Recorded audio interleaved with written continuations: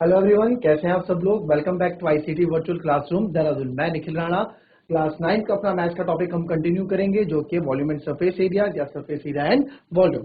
तो बच्चों, इसके अंदर हमने घन और घनाभ को कवर कर लिया है। सिलेंडर्स हम पढ़ रहे हैं, ठीक है, यानी कि बेलन को हम भी पढ़ रहे हैं, चैप्टर चल रहा है। बट आपको एक चीज और मैं बोलूंगा इसमें कि अगर जिन बच्चों का बेलन जो क्लास नहीं है लॉगिन, क्योंकि हम बेलन के सिलेंडर के कुछ शुरुआती दौर में है, और अगर आपको समझ में नहीं आता है, सिलेंडर आपको से कुछ छूट जाता है, आपको समझ में नहीं आ रही है चीजें, तो आप पूछ सकते हैं। अभी हम उसमें रिवाइज बैक, यानी कि हम बैक चले जाएंगे और उस चीज को हम कर सकते हैं। तो आपको अगर कहीं फॉर्मुले समझ में नहीं आ रहे, क्योंकि हमने फॉर्मुले रटे नहीं है, हमने फॉर्मुले खुद बनाए, समझ के फॉर्मुले बनाए, ताकि कल के दिन आप एग्जाम्स में जब नर्वस होकर कंफ्यूज ना हो और फॉर्मुले इजीली से आप फॉर्मुले वहां पे बना सको और क्वेश्चंस कर सको।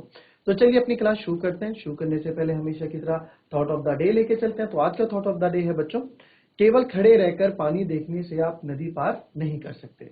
जी हाँ, खड़े रहकर पानी देखने से आप नदी पार नहीं कर सकते, अर्थात इसके लिए आपको एफर्ट्स डालने होंगे, कुछ करना होगा, है ना, कुछ सोचना पड़ेगा, दिमाग में जोर डालना पड़ेगा, या फिर आपको फिजिकली मेंटली दोनों का ही आपको सहारा लेना पड़ेगा। वही चीज आप केवल अपने सपने, जो आपके गोल्स हैं, केवल आप सोचते रहो कि यार मैं ये बन जाऊंगा, मैं इतने नंबर्स ले आऊंगा, या जो भी आपके गोल है मैं ये कर लूंगा, केवल करने से कुछ नहीं होता। उसके लिए आपको मेहनत भी करनी पड़ती है, कभी कभार आपको उसके लिए त्याग भी करना पड़ता है। तो चलिए अपनी क्लास शुरू करते हैं एंड चलते हैं स्मार्ट बोर्ड की तरफ।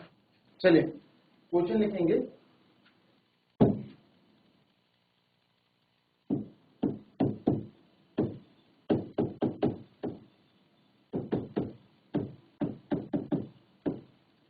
एक सिलेंड्रिकल पिलर है हमारे पास। A cylindrical pillar is 50 centimetre in diameter. आपको हिंदी इंग्लिश दोनों आना चाहिए बच्चों, मैंने आप दोनों ही समझा रखा है और दोनों ही बताऊंगा। In diameter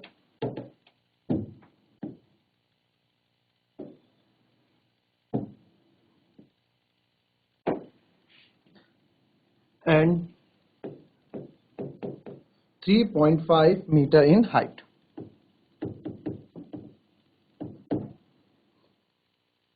Find the cost of painting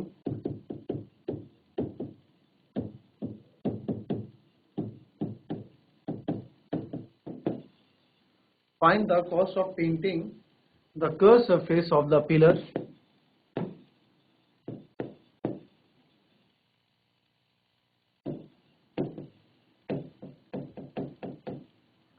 find the cost of painting the curved surface area of the pillar at the rate of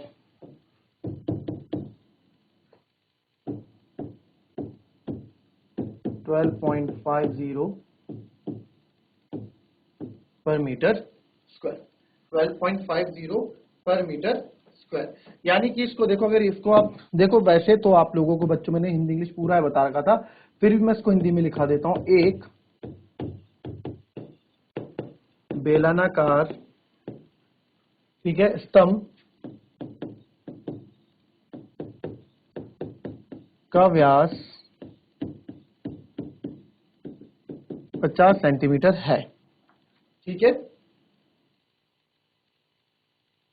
और ऊंचाई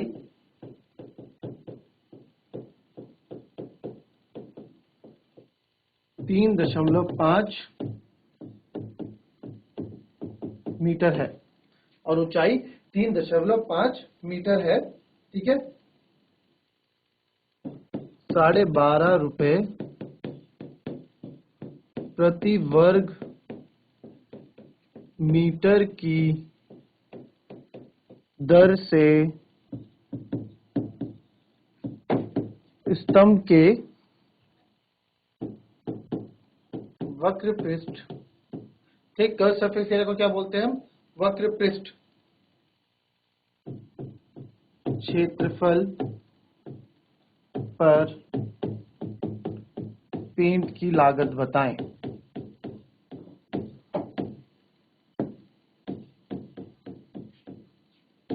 चलिए कीजिए इस क्वेश्चन को जरा फटाफट, बहुत सिंपल सा क्वेश्चन है, क्वेश्चन को समझिए।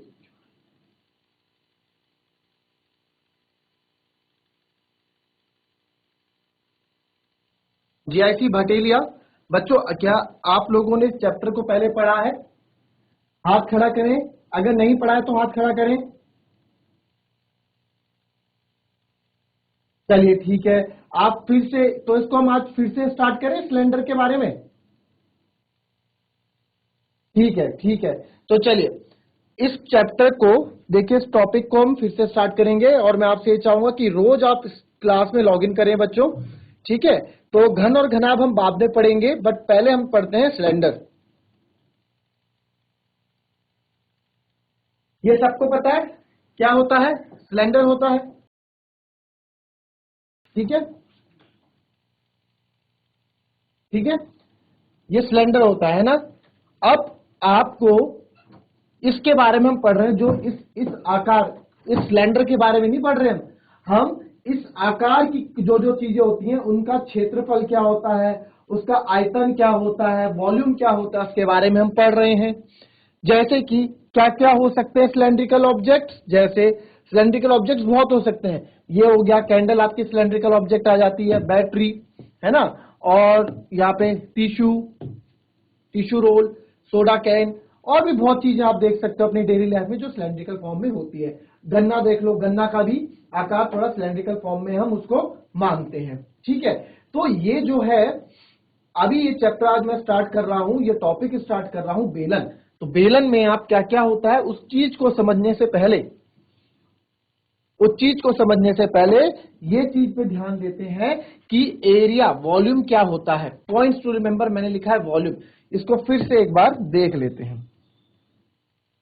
फिर से इसको मैं बताता हूं और जो वॉल्यूम मैं बता रहा हूं, आयतन मैं आपको बता रहा हूं, ये सब पे लागू करेगा बच्चों, सब पे लागू करेगा। आपको फॉर्मुलेस जो है याद करने की जरूरत नहीं, आपको फॉर्मुलेस खुद आप बनाओगे, सूत्र जो है जितने आप खुद बनाओगे। इसके लिए मैं आपको एक चीज और दिखाना चाहूंगा। पहले समझते हैं वॉल्यूम है क्या। चलिए, वॉल्यूम क्या होता है पहले इसके बारे में थोड़ा जान लेते हैं। वॉल्यूम मतलब कैपेसिटी।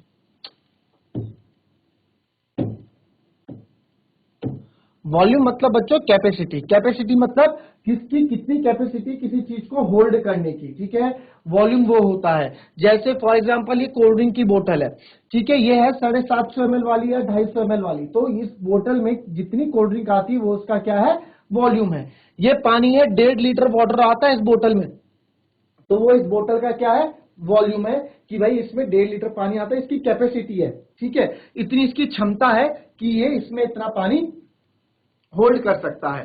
ठीक है, तो वॉल्यूम जब भी हमें निकालना हो, अच्छा एक बार बताओ, किसी भी चीज का वॉल्यूम, किसी भी चीज का वॉल्यूम किस पे डिपेंड करता है, उसका एरिया ऑफ बेस पे, यानी कि आधार का क्षेत्रफल। अच्छा, जितना इसका आधार का क्षेत्रफल होगा, जितना ये आधार का क्षेत्रफल होगा और जितना ये ऊंचा होगा, उतना ही तो वॉल्यूम होगा, उतना ही पानी तो उसमें आएगा, या उतनी चीज तो उसमें आएगी। देखो जरा एक बार इसको प्रैक्टिकली समझाता हूं।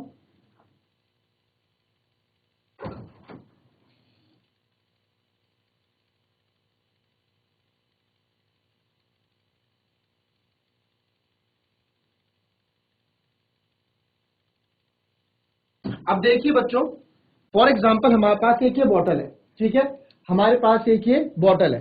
अब इस बॉटल में कितना पानी आता है वो किस पे डिपेंड करता है, पानी कितना आता है किस पे डिपेंड करता है, कि भाई अच्छा ये देखो इसके नीचे का क्षेत्रफल, अगर ये बोतल बड़ी होती, ठीक है, ज्यादा बड़ी होती तो उसमें ज्यादा पानी आता। तो किस पे डिपेंड करता है, एरिया ऑफ बेस, आधार का क्षेत्रफल, और साथ ही साथ कितनी ऊंची वो बोतल है उस पे भी ये डिपेंड करता है कि पानी कितना आएगा, जितनी इसकी हाइट होगी, है ना। इन दो पे क्या करेगा, डिपेंड करेगा। अब देखिए मेरे पास है ये दूसरी बोतल। ठीक है, अब हमारे पास ये दूसरी बोतल, अब इसका और इसका दोनों का वॉल्यूम अलग अलग होगा, भाई दोनों की क्षमता अलग है ना। अगर इसमें 1 लीटर पानी आ रहा है तो इसमें 750 मिलीलीटर पानी आ रहा है, अगर इसमें 1.5 लीटर आ रहा है तो इसमें 1 लीटर आ रहा है। क्यों, पहली बात देखोगे इसकी हाइट इससे कम कम है ना, आप देखोगे हाइट कम है, ये बोतल लंबी है तो इसमें पानी ज्यादा आएगा। तो पहला फैक्टर जिसपे हमारी क्षमता डिपेंड करती है वो हो गई ऊंचाई, हाइट उस ऑब्जेक्ट की, कुछ भी ऑब्जेक्ट हो सकता है ये। और दूसरा उसका बेस, धरातल जो उसका आधार है। अब देखो इसका आधार देखो, इसका आधार देखो, दोनों के आधार देखोगे, इसका आपको छोटा दिखेगा, है ना, गोला छोटा है, और इसका देखोगे इसका गोला थोड़ा बड़ा है, तो यानी कि इसका क्षेत्र, इसमें पानी ज्यादा आएगा। तो वॉल्यूम जो हमारा डिपेंड करता है बच्चों, जो वॉल्यूम हमारा डिपेंड करता है वो किस पे डिपेंड करता है, area of base multiply by height. कभी भी हम एरिया ऑफ बेस जो होगा उसके साथ हाइट का गुणा कर दो, आपको क्या मिल जाएगा, उसका वॉल्यूम मिल जाएगा। इसका एक एग्जांपल यहां और देखते हैं।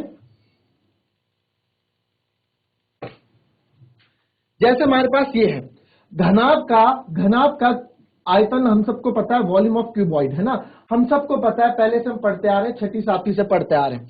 अब ये देखो, ये एक डब्बा मेरे पास है, ठीक है। अब इसका जो बेस है वो बेस क्या है, रेक्टेंगुलर बेस है। फॉर रेक्टेंगुलर मतलब रेक्टेंगल वाला बेस है, आपको पता होना चाहिए रेक्टेंगल का बेस है। और जितनी इसकी ऊंचाई होगी उतना ही तो इस डब्बे में सामान आएगा, जितनी इसमें ऊंचाई होगी। और इसका बेस देखो, ये दिख रहा है आपको अंदर, अंदर बेस कैसा है, रेक्टेंगल बेस है और हाइट, रेक्टेंगल बेस है और हाइट। तो इसका भी आयतन किस पे डिपेंड किया, इसका भी वॉल्यूम डिपेंड किया। एरिया ऑफ बेस, वॉल्यूम हमने क्या पढ़ा, वॉल्यूम का एक कॉन्सेप्ट होता है, हर एक में लागू करेगा ये, ठीक है। वॉल्यूम का क्या होगा, area of base multiply by height. तो एरिया ऑफ बेस क्या है सर, हमने बोला बेस में बनाया इसमें रेक्टेंगल, तो रेक्टेंगल का एरिया होता है लेंथ इंटू ब्रेथ, और उसमें हाइट का मल्टीप्लाई कर दो एल, तो हमारा वॉल्यूम निकल के आ जाता है L into B into H.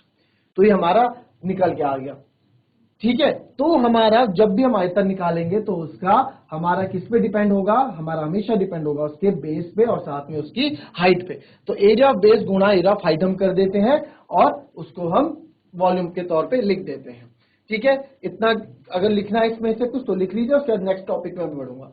किसी को कुछ पूछना है तो हाथ खड़ा करके पूछ सकता है, क्लियर।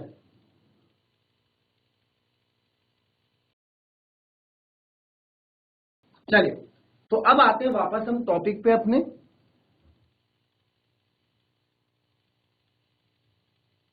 सिलेंडर, तो मैंने इसमें क्या लिखा था, मैंने इसमें लिखा था पॉइंट्स टू रिमेंबर में, वॉल्यूम हमारा जब भी होता है, जब भी हम वॉल्यूम निकालेंगे तो क्या होगा, बेस का area, area of base multiply by height.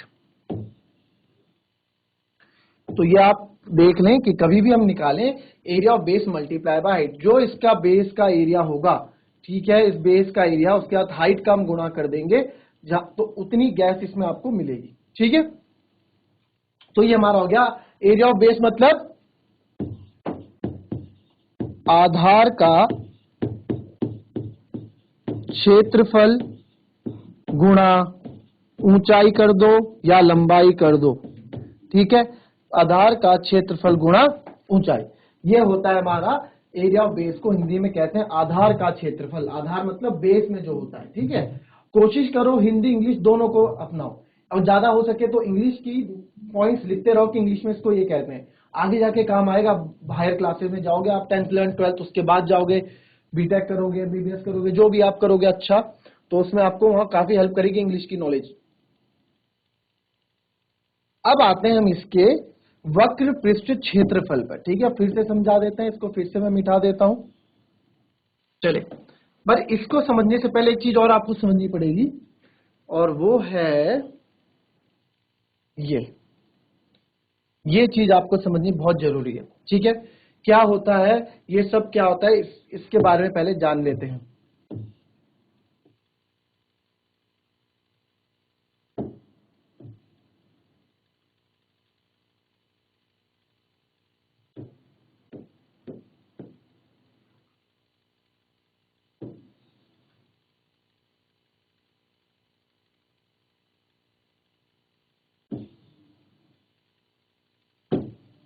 देखिए, सर्कल तो आप लोगों को पता ही होगा, ठीक है।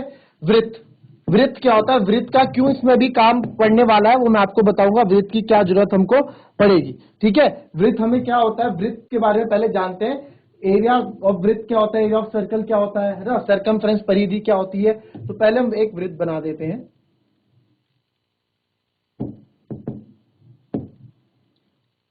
और सेंटर से बिल्कुल एक लाइन इसमें खींचते हैं, जिसको हम क्या बोलते हैं, जो हमारा क्या होता है, एक सेंटर, ये सेंटर हो गया, ये हमारा सेंटर ओ हो गया, ठीक है।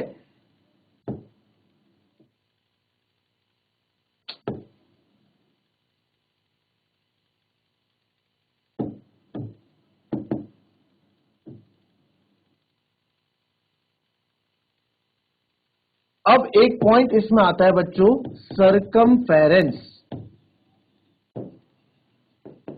सरकमफेरेंस यानी कि परिधि, ठीक है, सरकमफेरेंस। और एक वर्ड होता है पेरीमीटर, आप लोगों ने पढ़ा होगा, छोटी क्लासेस में पढ़ते आ रहे हैं, पेरीमीटर यानी कि परिमाप। पेरीमीटर होता क्या है, परिमाप होता क्या, हमने पढ़ा है इससे पहले। पेरीमीटर बताएगा मुझे क्या होता है कोई? देखिए, पेरीमीटर परिमाप भी मैंने क्लास में पढ़ाया था। अब आप लोग क्लास में थे नहीं थे ये मैं नहीं कह सकता, जो थे वो बता देंगे पेरीमीटर है क्या। तो पेरीमीटर हमने पढ़ा था, पेरीमीटर हमने पढ़ा था, पेरीमीटर होता है, पेरीमीटर होता है जो परिमाप क्या होता है, जो भी हमारे पास ऑब्जेक्ट होगा, जो भी हमारे पास इमेज होगी, उसका क्या होगा, उसका बाउंड्री का सम ऑफ द बाउंड्री। यानी कि बाउंड्री का सम मतलब जितने भी हमारे पास, जैसे फॉर एग्जांपल मेरे पास ये रेक्टेंगल है, तो ये प्लस ये प्लस ये प्लस ये, यानी कि बाउंड्री मेरी कितनी लंबी है, उस बाउंड्री का सम को हम पेरीमीटर या परिमाप कहते थे। जब घन और घनाप पढ़ेंगे वापस रिवीजन पे, तो फिर से उस पर थोड़ा चर्चा करेंगे। तो यहाँ पे सरकमफ्रेंस जो वर्ड यूज होता है इसके लिए, इसकी बाउंड्री, सर्कल की बाउंड्री के लिए यूज होता है वर्ड सरकमफेरेंस, ये परिधि, ये सर्कल की बाउंड्री है, सर्कल जिसे हिंदी में हम वृत्त बोलते हैं, ठीक है, ये इसकी बाउंड्री है। तो इसकी जो सर्कमफेरेंस होता है बच्चों, याद रखना,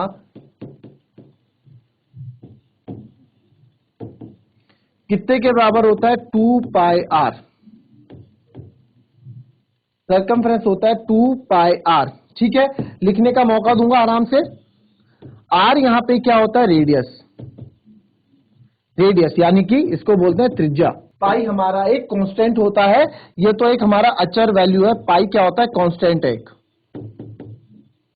जिसकी वैल्यू पाई बराबर क्या होता है, 22/27, ठीक है। ये हमारा कांस्टेंट है, मैथमेटिकल कांस्टेंट है पाई, इसको हम 22/27 के तौर पे करते हैं। अब देखेंगे आप इसका, मैं ये सब बता क्यों रहा हूं, मैं सब क्यों बता रहा हूं, इसका भी अभी लॉजिक आपको समझ में आएगा। अच्छा, रेडियस क्या होता है, केंद्र से, ठीक है, वृत्त के केंद्र से, ठीक है, कोई भी दूरी और जो सर्कल के बाउंड्री तक जारी हो, जैसे ये वृत्त के केंद्र से, ये क्या होगा, हमारा रेडियस होगा। और ये जरूरी थोड़ा ये यहां से यहां, ये भी एक रेडियस है, यहां से यहां जा रहा है, केंद्र से जाना चाहिए बस, वो भी एक रेडियस है। केंद्र बिंदु से, सेंटर से, कोई भी सर्कल के सेंटर से कोई भी लाइन सर्कल के किसी बाउंड्री को छुएगी, उसे रेडियस बोलते हैं, उसको त्रिज्या बोलते हैं, याद रख लो, ठीक है। ये हमारा त्रिज्या हो गई। अच्छा, अगर हम, ये भी रेडियस है और ये भी रेडियस है इधर, तो ये पूरा ना, ये पूरा या फिर ये पूरा इधर से लेके इधर, एक छोर से लेके दूसरे छोर तक, एक छोर से लेके दूसरे छोर तक, बट शर्त क्या है, सेंटर से होके जाना चाहिए, ठीक है, सेंटर से होके जाना चाहिए। तो उसे क्या बोलते हैं, डायमीटर। अभी बताता हूं उसको हिंदी में, डायमीटर यानी कि इसको बोलते हैं व्यास, ठीक है, डायमीटर होता है व्यास। तो व्यास क्या होता है हमारा बच्चों, अब ये पूरा डायमीटर है, ये पूरा डायमीटर है, तो डायमीटर आर प्लस आर, तो आर प्लस आर कितना हो गया, 2r। तो यहां से मुझे पता लगा जो डायमीटर होता है वो रेडियस का 2 गुना होता है, वो त्रिज्या का, व्यास जो होता है वो त्रिज्या का 2 गुना होता है, ठीक है। ये हमें यहां से चीज पता लगी। अच्छा, इसमें एक चीज और मैं आपको बताता हूं, देखिए सेंटर में नहीं है, इसको आप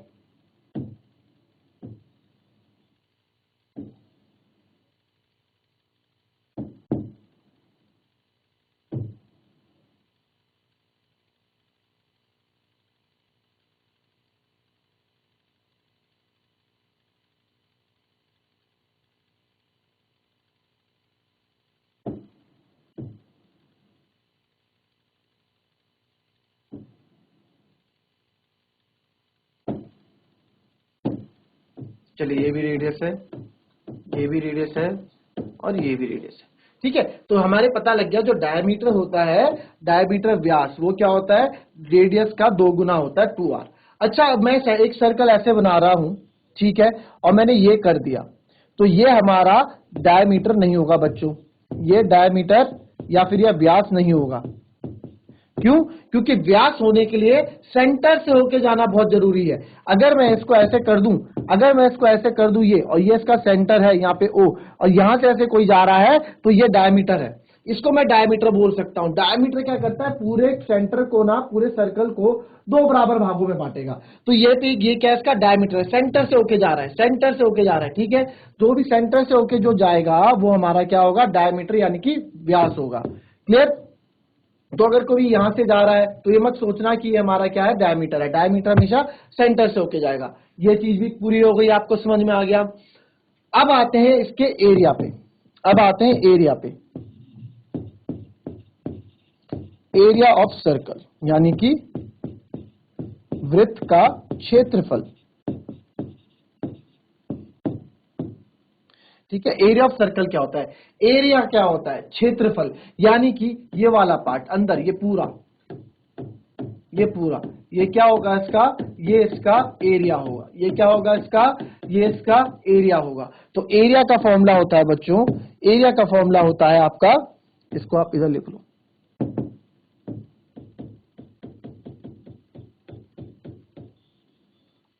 ठीक है। तो एरिया का फॉर्मूला होता है आपका पाई आर स्क्वायर। आर भी, यहां पे भी आर क्या है? रेडियस है, और पाई 22/27। तो एरिया ऑफ सर्कल क्या होता है? पाई आर स्क्वायर। कभी भी मुझे एरिया ऑफ सर्कल निकालना होगा तो मुझे वहां पे त्रिज्या चाहिए होगी, ठीक है। अच्छा, ये त्रिज्या आती कैसे? जैसे अगर हम बनाएंगे, आपने क्या क्या प्रकार में प्रकार होता है, उसमें एक तरफ हम पेंसिल लगा देते हैं, तो आप स्केल से नापोगे, प्रकार से स्केल से नापोगे कि प्रकार को इतना चौड़ा कर दो, 5 सेंटीमीटर चौड़ा कर दो, तो आप प्रकार यहां रखोगे, फिर ऐसे पूरा सर्कल हम बनाते हैं। तो जो सर्कल जब हम बनाते हैं तो जो 5 सेंटीमीटर जो हमने दूरी ली ना, वही आपकी त्रिज्या होती है। अगर आप सेंटर से स्केल से नापोगे तो आपको 5 सेंटीमीटर वो दिखेगा, ठीक है। ये चीज थोड़ा करके देखना घर में प्रैक्टिकली, तो ज्यादा अच्छे से समझ में आएगा आपको। तो एरिया ऑफ सर्कल हमारा क्या हो गया? पाई आर स्क्वायर हो गया। परिधि, परिधि सरकमफेरेंस यानी कि परिधि, वृत्त की परिधि क्या हो गई हमारी? 2 पाई आर हो गई, और डायमीटर मेरा 2 आर हो गया। इतना समझ में आया? तो हाथ खड़ा करें बच्चों, फिर आगे बढ़ेंगे। चलिए, वेरी गुड, शाबाश। नोट कर लो, से नोट करना अगर आपको तो नोट कर लीजिए।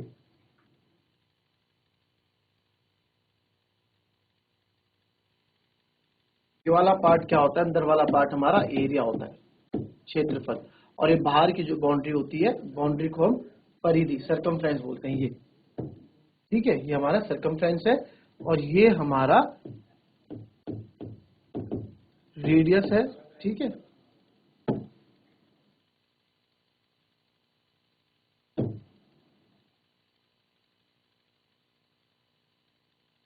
चलिए, तो बच्चों मैं चाहूंगा कि नेक्स्ट क्लास में यानी कि मंडे को आप लोग फिर से आएं, और इसमें हम फिर से आगे बढ़ेंगे। इसके बाद हम आगे बढ़ेंगे कि आप लोगों के कहने पे मैंने ये वापस रिवाइज कराया है। इस चैप्टर को आगे कंप्लीट करेंगे हम। बहुत इंटरेस्टिंग चैप्टर है बच्चों, मजेदार चैप्टर है। इसको कवर करोगे और आगे जाके सबसे अच्छी बात है 10th में भी है, ये 10th में भी है, 11th में भी है। तो अभी से हम बेस और कॉन्सेप्ट अपना इतना पक्का बना के चलेंगे कि आगे जाके हमको इन चीजों में कोई दिक्कत नहीं होगी। तो मिलते हैं कल की नेक्स्ट क्लास में। तब तक के लिए be happy, be healthy and be safe. Thank you and have a nice day.